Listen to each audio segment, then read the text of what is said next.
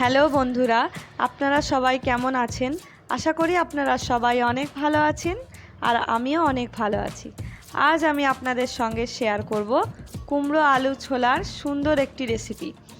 ভিডিওটি পুরো দেখার অনুরোধ রইল। ভিডিওটি যদি ভালো লাগে লাইক, কমেন্ট, শেয়ার করবেন। আরও নিত্য নতুন রান্নার ভিডিও পেতে আমার চ্যানেলটি সাবস্ক্রাইব করে পাশে থাকা বেল বাটনটি ক্লিক করে আমার সাথেই থাকবেন। চলুন ভিডিওটি স্টার্ট করা যাক। আমি এখানে একটি কড়াই নিয়ে নিয়েছি। কড়াইটা ভালো করে গরম হলে আমি এখানে দিয়ে দেব সর্ষের তেল। সর্ষের তেলটা ভালো করে গরম হয়ে গেছে। এবার আমি এর মধ্যে দিয়ে দেব কিছু ফোড়ন, জিরে, তেজপাতা আর শুকনো লঙ্কা। শুকনো লঙ্কাটা আমি এভাবে কেটে দিলাম যাতে স্মেলটা ভালোভাবে বেরিয়ে যায়। এইভাবে আমি ফোড়নটা একটু ভালো করে ভাজা ভাজা করে নিলাম। এবার আমি এখানে দিয়ে দেব কেটে রাখা কুমড়ো আর আলুটা। কুমড়ো আলুটা আমি এভাবে কেটে নিয়েছি ডুমো ডুমো করে। এবার আমি ভালো করে নাড়াচাড়া করে এটা একটু ভেজে নেব। তার আগে আমি এখানে একটু হলুদ দিয়ে দেব। হলুদ দিয়ে ভালো করে নাড়াচাড়া করে এটা আমি একটু হালকা ব্রাউন কালার করে ভেজে নেব। এরপর আমি এখানে এক টুকরো আদা নিয়েছি। আদাটা আমি একটা স্টিলের গ্রেটারের ছোট ছিদ্রর সাহায্যে ছিলে এই তরকারির মধ্যেই দিয়ে দিচ্ছি।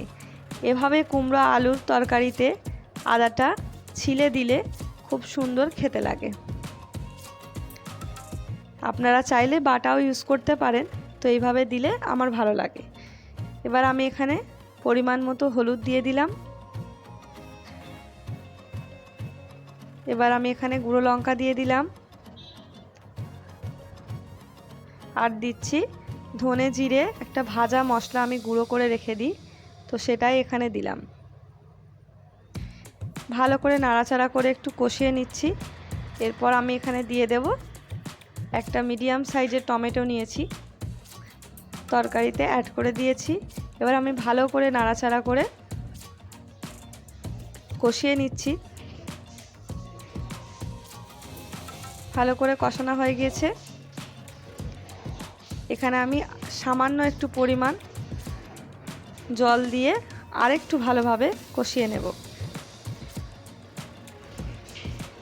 তারপর এখানে আমি দিয়ে দিলাম সামান্য একটু চিনি।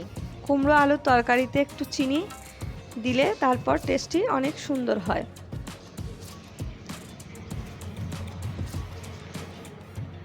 আমি স্বাদ মতো নুন দিয়ে দিলাম।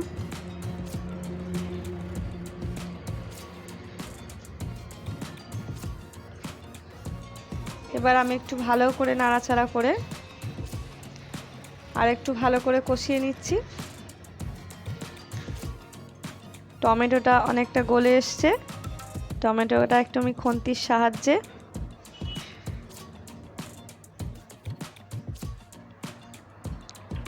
কষানো হয়ে গিয়েছে।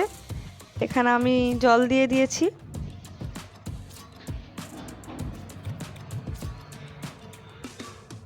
এবার আমি এর মধ্যে দিয়ে দেব ছোলা।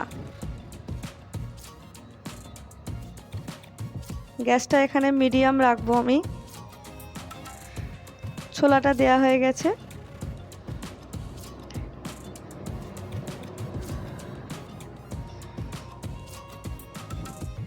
এবার আমি ভালো করে আর একটু নাড়াচাড়া করে দেব।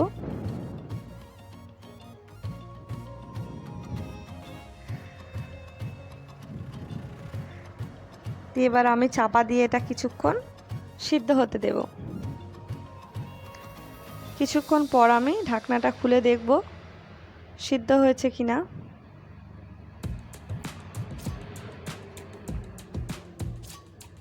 এই তরকারিটা কিন্তু একদম মাখা মাখা হবে।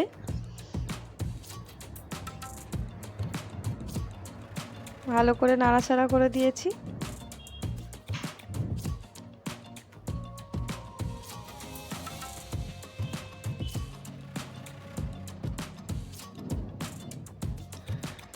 আমার তরকারিটি রেডি হয়ে গেছে। এবার আমি তুলে নেব একটি প্লেটে। তো দেখুন তরকারির কালারটা কত সুন্দর এসেছে,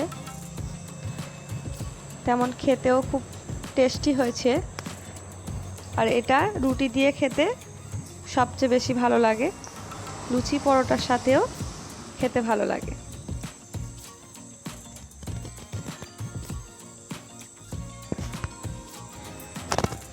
আমার ভিডিও দেখে ভালো লাগলে অবশ্যই লাইক কমেন্ট শেয়ার করবেন। আমাদের চ্যানেলে নতুন হয়ে থাকলে চ্যানেলটি সাবস্ক্রাইব করে পাশে থাকা বেল বাটন ক্লিক করে আমাদের সাথেই থাকবেন। ভালো থাকবেন, সুস্থ থাকবেন।